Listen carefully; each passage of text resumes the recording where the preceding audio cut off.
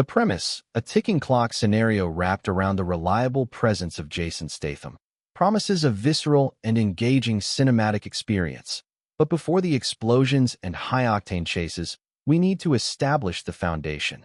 Jason Statham's character, he isn't just some generic action hero. He's a man burdened by the ghosts of his past that let's call him Jake Riles.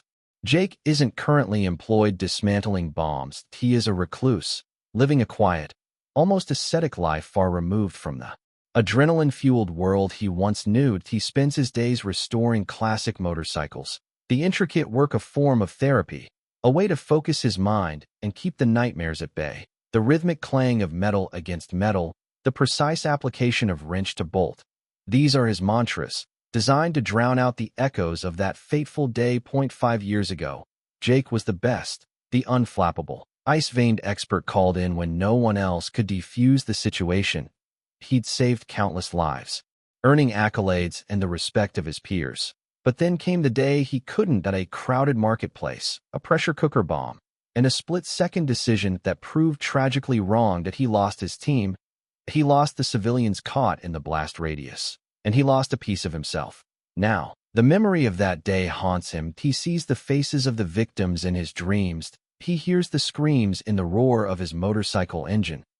He carries the weight of their deaths on his shoulders, a burden that keeps him isolated and withdrawn. That he's deliberately cut ties with his old life, refusing to answer calls from his former agency, dodging any attempt to draw him back into the fray. He believes he's done, washed up the danger to anyone he tries to save.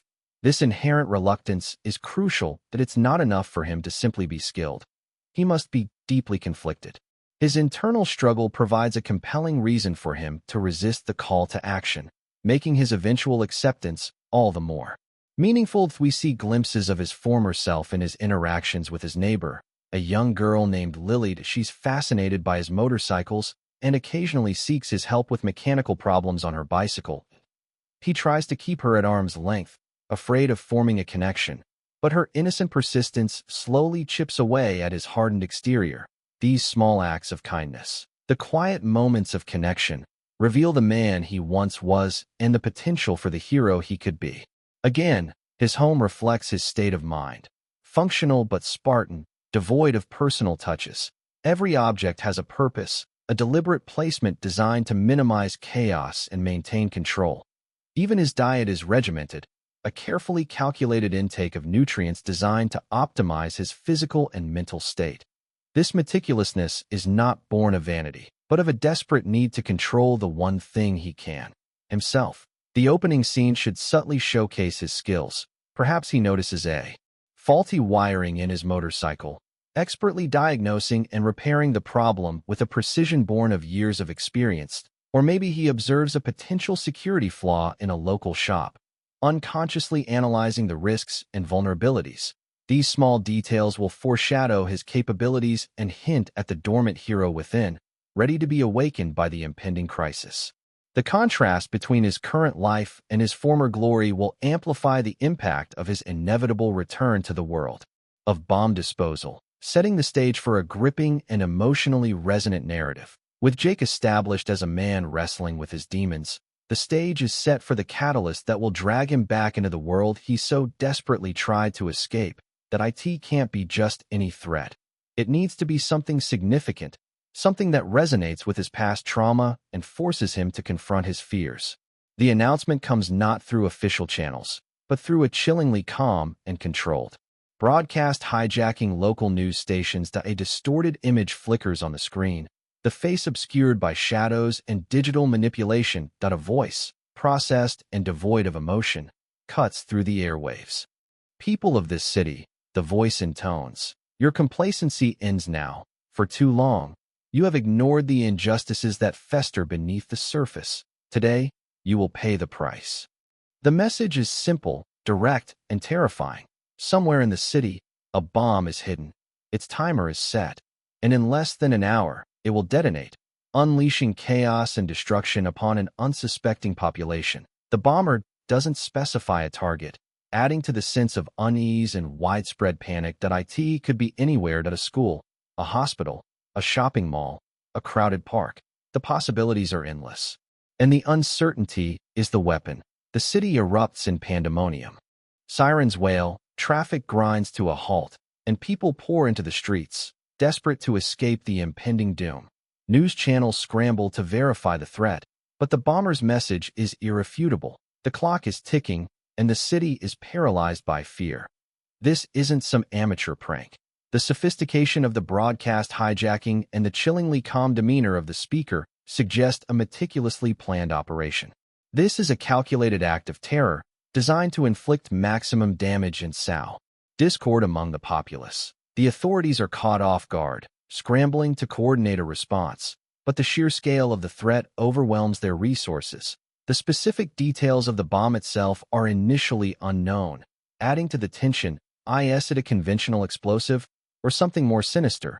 Is it a single device, or a network of interconnected bombs designed to cripple the city's infrastructure?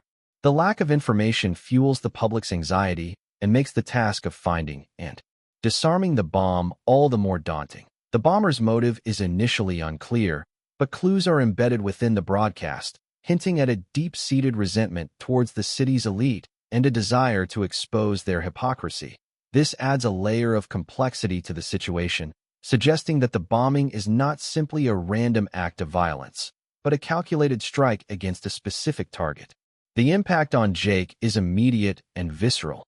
The news report jolts him out of his carefully constructed routine, triggering a flood of painful memories. He sees the faces of the victims from his past, their screams echoing in his ears. He knows, with a sickening certainty, that he can't ignore this threat. He may be a broken man, but he's still the only one who can stop the bomb and save the city from destruction. The weight of responsibility crashes down upon him, forcing him to confront his demons and make a choice. Retreat into his isolation or rise to the occasion and become the hero he once was. The image of Lily, his young neighbor, flashes through his mind, solidifying his resolve. He can't let another tragedy happen. He has to act. Jake's decision to act doesn't immediately translate into him rushing headlong into danger. His initial reaction is resistance, a desperate attempt to cling to the fragile peace he's cultivated. He tries to convince himself that the authorities will handle it, that his involvement is unnecessary, even detrimental. He's damaged goods, after all, a liability, rather than an asset. However, his phone rings. It's a number he hasn't seen in years, a relic from his past life. He hesitates, his hand hovering over the answer button. That he knows who it is, and he knows what they want. It's Sarah Chun, his former handler, and the only person who truly understood the burden he carried. Sarah doesn't mince words. "Jake," she says, her voice tight with urgency, "we need you." He tries to refuse, citing his past failures, his unsuitability for the task. But Sarah is prepared. She knows his weaknesses, his vulnerabilities, and she knows how to appeal to his sense of duty. She tells him that the situation is dire, that the authorities are overwhelmed, and that innocent lives are at stake. She reminds him of the lives he saved, the good he did, and the potential he still possesses. More importantly, she reveals a crucial piece of information. The bomber's cryptic message contained a subtle code, a series of numbers embedded within the distorted image. It's a code that only Jake, with his unique expertise, can decipher. Without him, they're flying blind. This is the turning point. Jake realizes that he can't stand on the sidelines. He's the only one who can unlock the bomber's message and provide the authorities with a crucial lead. His reluctance begins to crumble, replaced by a sense of grim determination. That he agrees to help, but on his own terms. He insists on working independently, refusing to be constrained by bureaucratic protocols and red tape. He demands access to specific resources and guarantees that his decisions will be respected. Sarah, recognizing the urgency of the situation, reluctantly agrees to his demands. Their reunion is fraught with tension. Years of unspoken grief and regret hang in the air. They avoid direct eye contact, focusing on the task at hand. Sarah provides him with a secure communication channel, a dedicated vehicle, and a team of analysts to support his efforts. As Jake delves into the bomber's message, he begins to reconnect with his former self. The familiar rhythm of analysis, deduction, and problem-solving reignites his dormant instincts. He sees patterns where others see chaos, uncovering hidden layers of meaning within the bomber's cryptic communication. He's not just being pulled back in. He's actively choosing to re-enter the fray, driven by a sense of responsibility and a desire to atone for his past failures. The ghosts of his past still haunt him, but they no longer paralyze him. They fuel him, driving him to push himself to the limit and prevent another tragedy from unfolding. He's still broken, still scarred, but he's also determined to use his skills to make a difference, to save lives, and to find a measure of redemption in the face of overwhelming odds. The race against time has truly begun. With Jake now reluctantly back in the game, the focus shifts to the immediate challenge, deciphering the bomber's code. Sarah's team provides him with the raw data, a jumbled mess of numbers and symbols extracted from the broadcast image. Jake immerses himself in the task, his mind racing to make sense of the seemingly random sequence. His initial analysis points towards a series of geographical coordinates, potentially indicating the location of the bomb. He feeds the coordinates into the system, and the results point to several locations across the city: a bustling train station, a crowded sports arena, a historic landmark. Each location presents a logistical nightmare. Evacuating these areas would be a monumental undertaking, potentially causing mass panic and playing directly into the bomber's hands. Jake realizes that these can't all be the real location.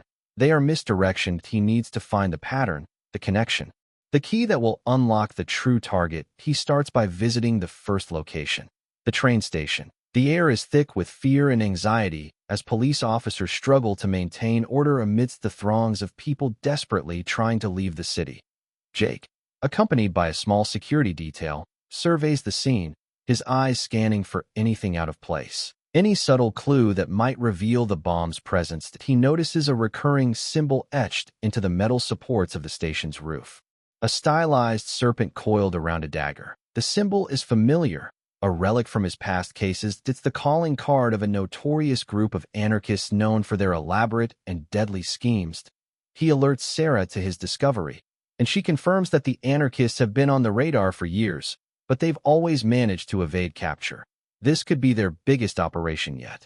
Jake orders a thorough search of the train station, but the bomb is nowhere to be found. It was a false lead, a deliberate attempt to waste their time and resources. Frustrated but undeterred, Jake moves on to the next location, the sports arena. A basketball game was scheduled for that evening, and the arena is already packed with thousands of fans. The atmosphere is electric, but beneath the surface, there's a palpable sense of unease. As Jake navigates the crowded concourse, he notices a group of suspicious individuals lurking in the shadows, their faces hidden beneath hooded sweatshirts. He approaches them cautiously, but they scatter before he can get close. A brief chase ensues, but the individuals disappear into the crowd, leaving Jake empty-handed. Another dead end. The clock is ticking, and the pressure is mounting. Jake is running out of time, and the bomber is clearly one step ahead. He needs to change his approach, to think outside the box, to anticipate the bomber's next move. He returns to his mobile command center, reviewing the data, searching for a missing piece of the puzzle. He begins to suspect that the locations themselves are not the key, but rather something related to the history of the locations. Jake's suspicion that the key lies in the history of the locations leads him down a new path. He tasks Sarah's team with compiling historical data on each site, focusing on significant events, ownership changes, and any notable incidents that may have occurred there. While Sarah's team is working on that, Jake starts digging into the bomber's broadcast itself. He requests a full forensic analysis of the audio and video, hoping to uncover any hidden clues that may have been overlooked. The analysis reveals a faint watermark embedded within the video, a stylized image of a phoenix rising from ashes. The phoenix symbol triggers a memory in Jake's mind. It was the emblem of a radical activist group that operated in the city during the 1970s. That the group was known for its violent protests and its opposition to the city's development plans. They were eventually disbanded. After a series of bombings that resulted in multiple casualties, Jake realizes that the bomber may be connected to this old activist group. Either as a former member or as a sympathizer, he asks Sarah to pull up any information on the group's former members, hoping to identify a potential suspect. As Sarah's team delves into the archives, they encounter bureaucratic roadblocks. The records from the 1970s are incomplete and disorganized, and many of the key documents are missing. Jake's impatience flares. He doesn't have time to navigate bureaucratic red tape. He needs information, and he needs it now. He confronts a high-ranking official in the city's archives, demanding access to the restricted files. The official refuses, citing security protocols and the need to protect sensitive information. Jake loses his temper, reminding the official that lives are at stake and that every second counts. He uses his authority, granted to him by Sarah, to override the official's objections and gain access to the archives. Inside the archives, Jake and Sarah sift through dusty files and crumbling documents, piecing together the story of the Phoenix Group. They discover that the group was led by a charismatic but ruthless individual named Elias Thorne. Thorne was never apprehended for the bombings, and his whereabouts remain unknown. Jake suspects that Thorne may be the bomber, or that he may have inspired someone else to carry out his twisted vision. He orders a citywide search for Thorne, but the chances of finding him after all these years are slim. Meanwhile, Sarah's team has made a breakthrough in their analysis of the historical data on the initial locations. They discover that each site was targeted by the Phoenix Group during their protests in the 1970s. The train station was the site of a violent clash between protesters and police. The sports arena was the target of a symbolic bombing, and the historic landmark was the scene of a mass demonstration. Jake realizes that the bomber is not simply targeting random locations. He's recreating the Phoenix Group's protest from the 1970s. He's using the city as a stage for his twisted performance, reliving the past and seeking revenge for perceived injustices. This realization gives Jake a crucial insight into the bomber's mindset and allows him to anticipate his next move. That he now knows that the bomber is likely to target another location that was significant to the Phoenix Group in the 1970s. The question is, which one? As Jake struggles to piece together the bomber's plan, he realizes he needs someone with a different skill set, someone who can navigate the digital world and uncover information that's hidden beneath the surface. That's where Maya Sharma comes in.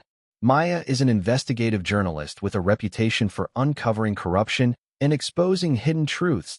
She's a tech whiz, a master of online sleuthing, and she has a network of contacts that stretches across the city's underbelly. She's also fiercely independent and skeptical of authority, making her a natural foil for Jake's more traditional approach. Jake initially dismisses Maya as a nosy reporter, a liability rather than an asset. But Sarah insists that Maya has information that could be crucial to the investigation. Apparently, Maya has been tracking the Phoenix Group for years, suspecting that they may still be active in some form. Their first meeting is tense. Maya is wary of Jake, viewing him as another government agent trying to control the narrative. Jake, in turn, is suspicious of Maya's motives, unsure whether she can be trusted. They clash over their different approaches, their personalities grating against each other. However, they quickly realize that they need each other. Jake has the expertise and the resources to stop the bomb, but he lacks the digital skills and the insider knowledge to track down the bomber. Maya has the information and the connections, but she needs Jake's protection and his access to official channels. They form an uneasy alliance, agreeing to work together despite their mutual distrust. Maya provides Jake with a wealth of information on the Phoenix Group, including a list of potential suspects, details of their past operations, and insights into their ideology. She also reveals that she has been tracking a series of encrypted messages posted on a dark web forum used by extremist groups. She believes that these messages may be related to the bombing, but she hasn't been able to decipher them. Jake tasks Maya with breaking the encryption, hoping to uncover the bomber's identity and his next target. Maya immerses herself in the task, using her technical skills to crack the code. As she delves deeper into the encrypted messages, she uncovers a disturbing plot to unleash a wave of terror across the city. She discovers that the bomber is not acting alone, that he's part of a larger network of extremists who are planning to carry out a series of coordinated attacks. The bomb is just the beginning. Maya also uncovers a hidden connection between the Phoenix Group and a powerful corporation that has been involved in controversial development projects in the city. She suspects that the corporation may have been funding the Phoenix Group's activities, using them to silence opposition and clear the way for their projects. This discovery adds a new layer of complexity to the investigation. It's not just about stopping a bomb. It's about exposing a conspiracy that reaches into the highest levels of power. Jake and Maya realize that they're up against more than just a lone bomber. They're fighting a powerful and ruthless enemy that will stop at nothing to achieve its goals. Their alliance, born of necessity, begins to solidify into something resembling respect, even a grudging friendship. As they face the escalating danger together, Maya's decryption of the dark web messages reveals the bomber's next target. The City Hall, the symbolic heart of the city's government. But the message also mentions a rendezvous point, a location where the bomber's accomplices are planning to meet to coordinate the next phase of their operation. The rendezvous point is a dilapidated warehouse on the outskirts of the city, a known haven for criminal activity. Jake and Maya, accompanied by a tactical team led by Sarah, race to the warehouse, hoping to intercept the bomber's accomplices and gather crucial intelligence. As they approach the warehouse, they notice several vehicles parked outside, their engines running. That it's clear that the accomplices are already inside. Jake orders the team to surround the building and prepare for entry. As the team breaches the warehouse, they are met with a hail of gunfire. The bomber's accomplices are heavily armed and prepared for a fight. A fierce firefight erupts, the air filled with the sound of gunfire and explosions. Jake, relying on his combat skills and his years of experience, takes the lead, navigating the chaotic environment and taking down the enemy combatants. Maya, despite her lack of combat training, provides crucial support, using her technical skills to disable security systems and provide tactical information. During the firefight, Jake spots a key suspect attempting to escape. The suspect is carrying a briefcase, which Jake believes contains crucial evidence. That he gives chase, pursuing the suspect through the labyrinthine corridors of the warehouse. The chase spills out onto the streets, turning into a high-speed car chase. Jake, behind the wheel of a modified SUV, pursues the suspect's vehicle through the crowded city streets, dodging traffic and weaving through obstacles. The car chase is intense and dangerous, pushing Jake's driving skills to the limit. The suspect's vehicle is heavily armored and equipped with advanced weaponry, making it a formidable opponent. During the chase, the suspect's vehicle crashes into a civilian car, causing a massive pileup. Jake is forced to swerve to avoid the wreckage, narrowly escaping a collision. But he manages to regain control of his vehicle and continues the pursuit, eventually cornering the suspect in a dead-end alley. The suspect abandons his vehicle and attempts to escape on foot. Jake gives chase, pursuing the suspect through the narrow alleyways. The chase culminates in a close-quarters fight, a brutal and visceral confrontation between Jake and the suspect. The suspect is a skilled fighter, but Jake's superior training and his determination to stop the bomber give him the edge. He overpowers the suspect, disarming him and taking him into custody. He retrieves the briefcase, finding inside detailed plans for the attack on City Hall, including the location of the bomb and the timing of the operation. The stakes have been raised considerably, and Jake knows he's running out of time to stop the bomber and prevent a catastrophe. The recovered plans reveal that the bomb is hidden within City Hall, specifically in the building's historical archive, a vast repository of documents, artifacts, and records that chronicle the city's past. The archive is located deep beneath the building, making it difficult to access and secure. The bomber's choice of location is deliberate. By targeting the city's historical archive, he's not just aiming to cause physical damage. He's also attempting to erase the city's memory, to rewrite its history according to his own twisted ideology. Jake and Maya, along with Sarah and her team, race to City Hall, arriving just as the building is being evacuated. Panic and chaos reign as thousands of people pour into the streets, desperate to escape the impending explosion. Jake orders a lockdown of City Hall, sealing off all entrances and exits to prevent anyone from entering or leaving the building. That he knows that the bomber or his accomplices may still be inside, and he doesn't want them to escape. The tactical team secures the building. Jake and Maya descend into the depths of the historical archive. The archive is a maze of corridors and storage rooms, filled with towering shelves stacked with documents and artifacts. The air is thick with dust and the smell of old paper. The plans indicate a general area within the archive, but they don't specify the exact location of the bomb. Jake and Maya, must search the entire archive, room by room, shelf by shelf, to find the device before it detonates.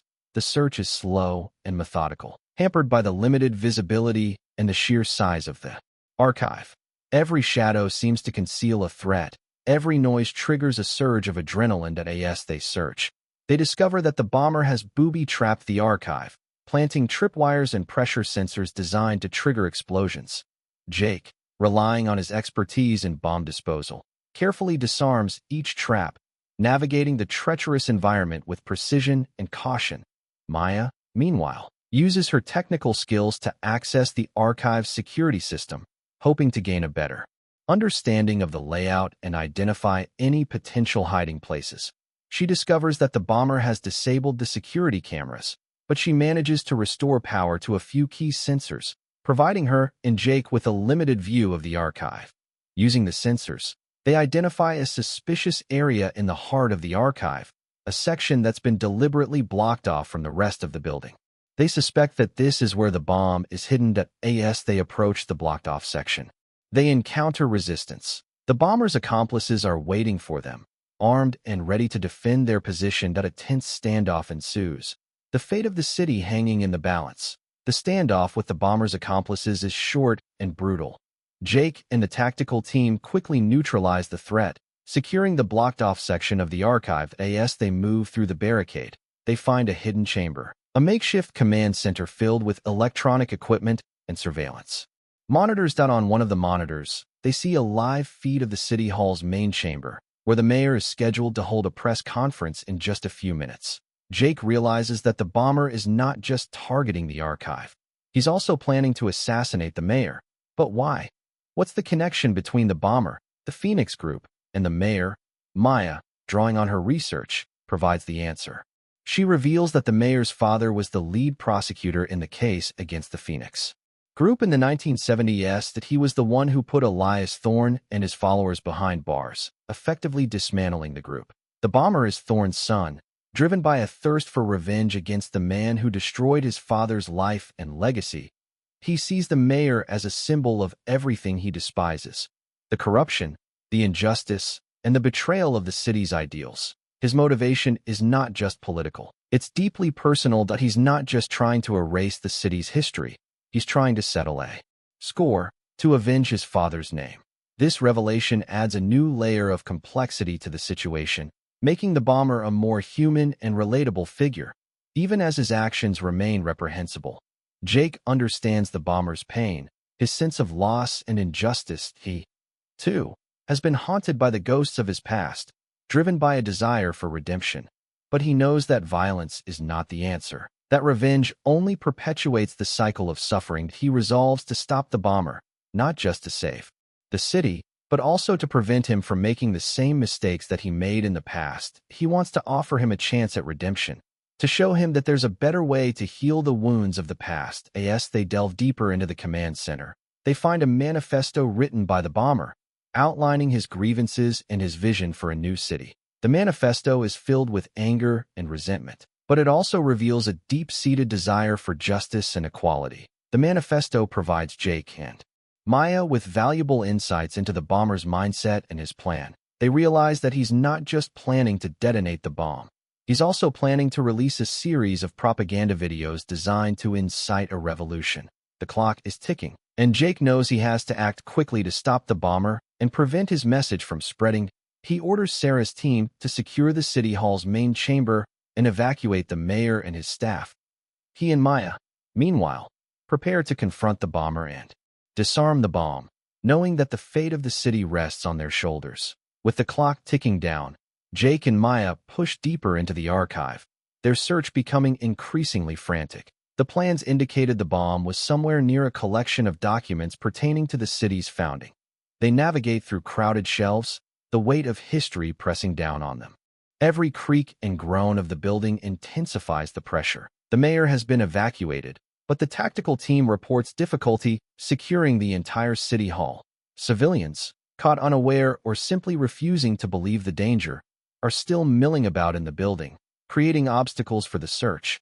Jake barks orders into his comms. urging the team to expedite the evacuation without causing mass panic as they sift through the documents. Maya notices an anomaly at a particular set of files. Detailing the original city charter seems to be slightly out of place, as if someone had recently tampered with them. She alerts Jake, and they focus their attention on the area. Suddenly, a figure emerges from the shadows, blocking their path. It's one of the bomber's remaining accomplices, armed with a pistol and a desperate look in his eyes. He's clearly been left behind, a pawn in the bomber's grand scheme. "You won't stop him," the accomplice shouts, his voice trembling with fear and conviction. "He's doing what's right. This city needs to be cleansed."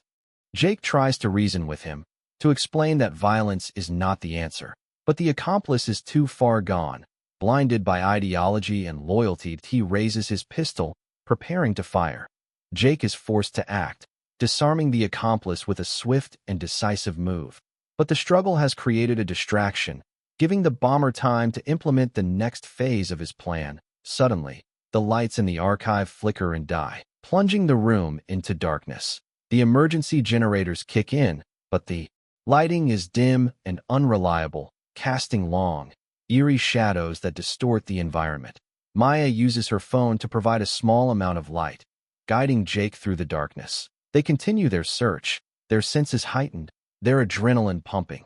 They know that the bomb could be anywhere, hidden among the documents, ready to detonate at any moment as they move through the darkness. They stumble upon a group of civilians who have become lost and disoriented, a young family, huddled together in fear, their faces illuminated by the flickering emergency lights. Jake knows that he can't leave them behind. He instructs Maya to lead the family to safety, while he continues the search for the bomb. Maya protests, arguing that they need to stick together, but Jake insists, reminding her that innocent lives are at stake. With a heavy heart, Maya leads the family away. Leaving Jake alone in the darkness, he presses on, his determination fueled by a sense of duty and a desire to protect the innocent. He's running out of time, but he refuses to give up. The city's fate depends on him. Alone in the darkness, Jake relies on his instincts and his years of training. He moves slowly and deliberately, his senses on high alert. He knows that the bomber's accomplices may be lurking in the shadows, waiting to ambush him. He's right as he rounds a corner. He's confronted by two more of the bomber's henchmen. They're armed with makeshift weapons, pipes, crowbars, and lengths of chain, and they're determined to stop him from reaching the bomb. A brutal close-quarters fight ensues. Jake, despite being outnumbered and outgunned, uses his superior skills and his ruthless efficiency to take down the henchmen. He fights with a ferocity born of desperation, knowing that every second counts. That he dispatches the first henchman with a swift kick to the chest, sending him crashing into a shelf of documents. The second henchman attacks with a crowbar, but Jake dodges the blow and delivers a series of punishing strikes to the henchman's face and body. The fight is short and violent, leaving both henchmen unconscious and bleeding on the floor. Jake presses on, ignoring his own injuries and the pain searing through his body. But the bomber isn't just relying on physical force to stop Jake.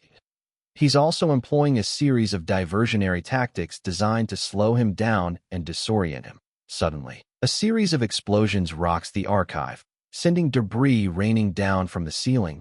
The explosions are small and localized, designed to create chaos and confusion rather than inflict serious damage.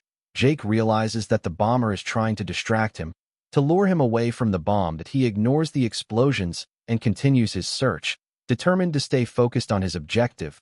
He reaches the area where the city charter documents were tampered with. He examines the files closely, searching for any sign of the bomb. That he notices that one of the documents is missing, a rare and valuable copy of the original city charter. He suspects that the bomb may be hidden inside the missing document.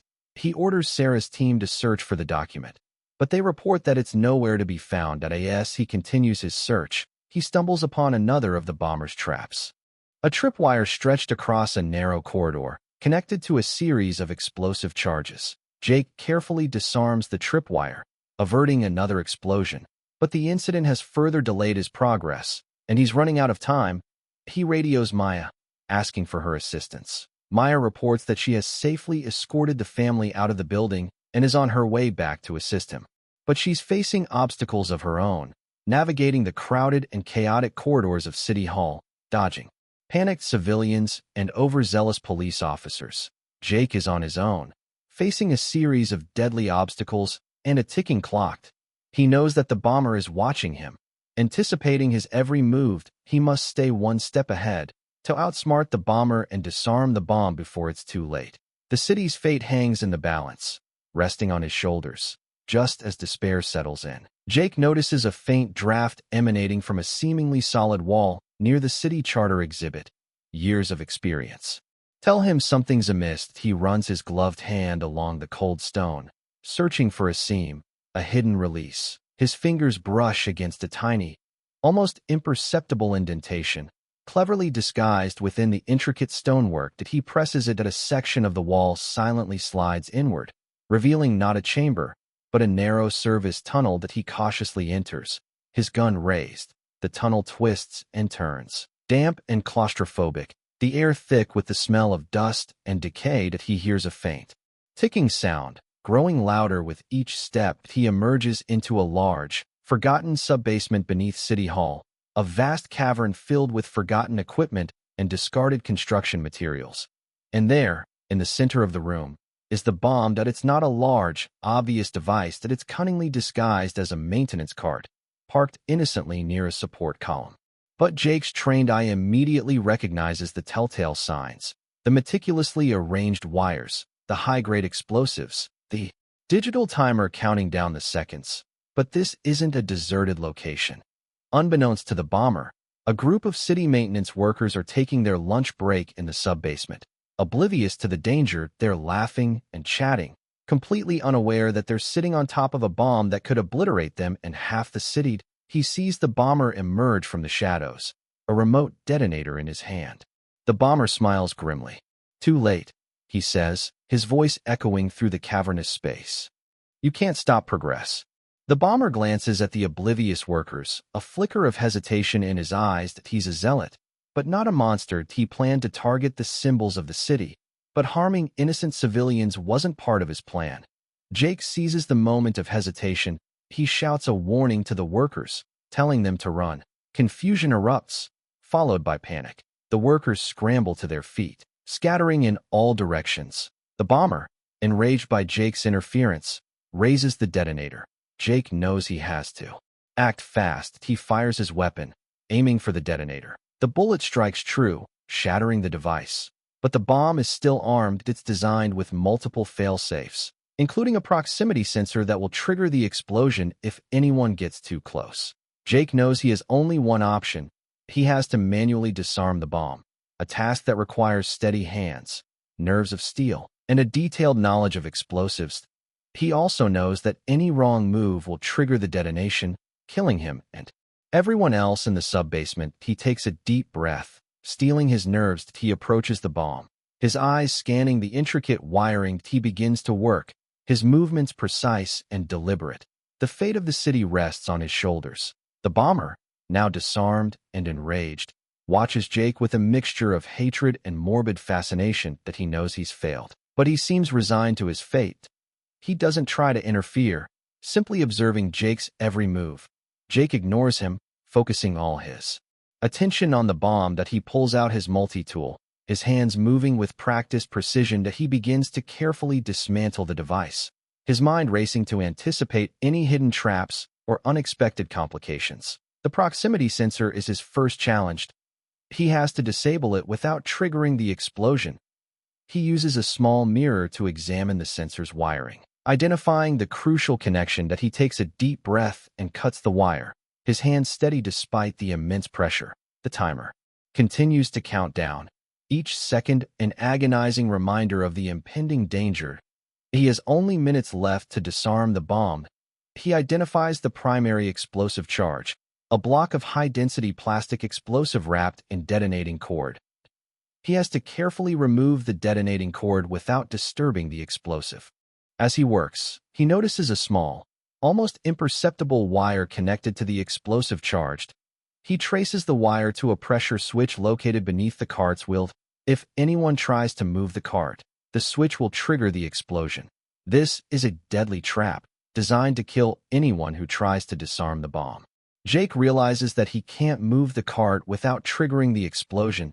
He has to find another way to disarm the device. That he examines the pressure switch, searching for a way to disable it. He notices a small screw on the side of the switch. He suspects that loosening the screw will disable the switch.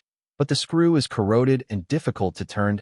He tries to loosen it with his screwdriver, but the screw won't budge. He risks stripping the screw, making it impossible to disarm the switch. He applies more pressure, his hand trembling with effort. The screwdriver slips, scraping against the metal. A spark ignites, setting off a small fire. The fire quickly spreads, threatening to ignite the explosives. Jake has to act fast to extinguish the flames before they reach the bomb. He grabs a fire extinguisher from a nearby wall and sprays the flames, quickly extinguishing the fire. But the extinguisher has damaged the wiring, making it even more difficult to disarm the bomb. He is now working against the clock and with damaged equipment. Sweat drips from his brow. The timer flashes red. The city holds its breath. The timer displays mere seconds. Jake knows he's out of options. There's no way he can safely disarm the pressure switch in time. He's going to have to make a choice. A difficult choice that will determine the fate of everyone in the sub-basement. He could try to move the cart, hoping to trigger the explosion in a controlled manner, minimizing the damage. But that would almost certainly kill him and anyone else nearby. Or he could try to disable the pressure switch, risking a catastrophic explosion that would level City Hall and kill thousands of people. As he contemplates his options, the bomber speaks. "Do it," he says, his voice filled with a strange mixture of despair and defiance. "Finish what my father started. Let this city burn." Jake looks at the bomber. Seeing the pain and anger in his eyes, he sees a reflection of his own past, the guilt and regret that have haunted him for so long. That he realizes that the bomber is not just a villain. He's a victim, a product of circumstance and ideology. That he decides to try one last thing. That he speaks to the bomber, not as a bomb disposal expert, but as a fellow human being. That he tells him that he understands his pain, that he knows what it's like to lose everything. That he tells him that violence is not the answer, that revenge will only bring more suffering. He tells him that there's a better way to honor his father's memory, a way that doesn't involve killing innocent people. The bomber listens, his expression softening slightly. That he sees the sincerity in Jake's eyes, the genuine compassion that he's never experienced before. Jake continues to talk, sharing his own story of loss and redemption. He tells the bomber about his past failures, the lives he couldn't save. He tells him about the guilt and regret that he's carried for so long. He tells him that he's found a way to move on, to make peace with his past. He tells him that he can do the same, that he can choose a different path, a path of forgiveness and healing. As Jake speaks, the timer ticks down to 0, but nothing happens. The bomb doesn't explode. The bomber stares at Jake in disbelief. He realizes that Jake has somehow disarmed the bomb, not with his tools, but with his words. The two men stand in silence for a moment, their eyes locked in a gaze of mutual understanding. The bomber finally breaks the silence. "What do I do now?" he asks, his voice barely a whisper. Jake places a hand on the bomber's shoulder. "You start over," he says. "You find a way to make amends for what you've done. You find a way to heal." The immediate aftermath is a whirlwind of activity. Sarah and her team arrive, securing the bomber and the bomb. The maintenance workers are evacuated, shaken but unharmed. The city breathes a collective sigh of relief. As the dust settles, Jake stands amidst the chaos, feeling a sense of exhaustion and a strange sense of peace. He has faced his demons and emerged victorious. He has saved the city, not with his skills as a bomb disposal expert, but with his humanity. The bomber is taken into custody, facing a long prison sentence. But Jake knows that he's given him something more valuable than freedom, a chance at redemption. Maya arrives, her face etched with concern. She rushes to Jake, embracing him tightly. "I thought I'd lost you," she says, her voice trembling with emotion. Jake smiles, reassuring her that he's okay. He looks at her, seeing her strength and her compassion. He realizes that he's found something special in her, a connection that he never thought possible. The mayor, grateful for Jake's heroism, offers him a medal and a public commendation. But Jake declines, preferring to remain in the shadows. He's not looking for recognition or praise. He's simply grateful to have had the opportunity to make a difference. He knows that he can never fully escape his past, that the ghosts of his failures will always haunt him.